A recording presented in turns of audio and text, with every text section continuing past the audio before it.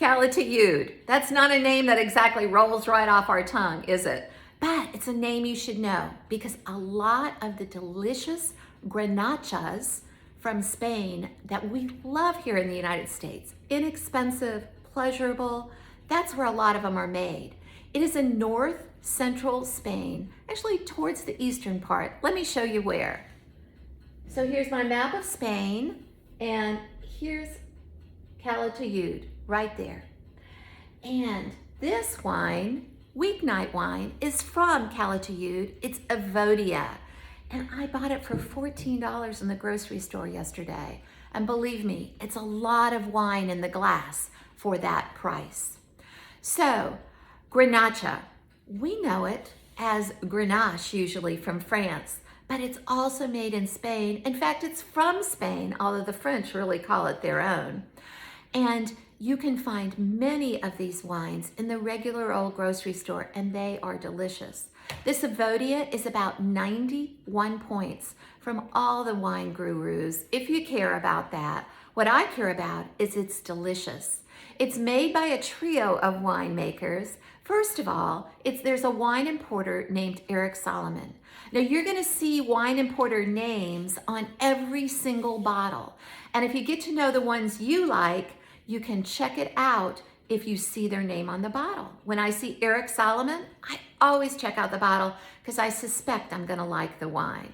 So he's the first of the trio.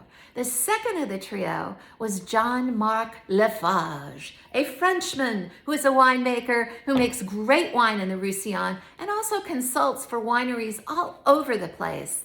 And the third is a woman named Yolanda Diaz. And Yolanda's a native of this beautiful part of Spain. And she knew exactly where to point the other two of the trio to grow their grapes, to plant their grapes, and to make the yummy wine we're tasting today.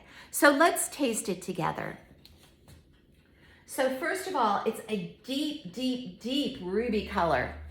And when I swirl and smell this wine, it is a spice box full of flavor. I love that word, spice box, because it's so evocative of the Evodia. Oh, I couldn't resist, I'm sorry. Anyway, it's cinnamon, cardamom, cloves, all those warm baking spices we think about. And then also some cherries, some wild cherries with a little bit of sourness to it, but deliciously smelling. So let's taste it together.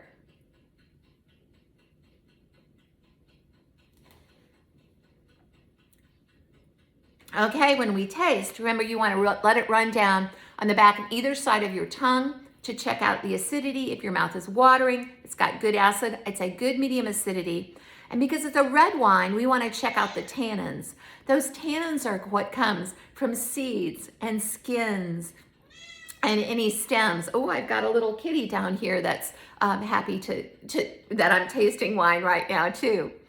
Anyway, it has tannin a little bit, but not a lot, which is going to make it go really good with some of the winter comfort foods that we enjoy this time of year.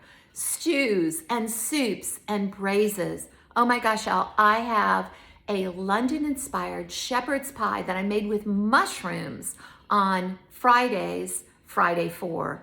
And I'm going to suggest you buy this bottle to go with it because it's got rich, earthy flavors from the mushrooms. So if you're vegetarian, that's what you want to pair with the yummy Garnacha.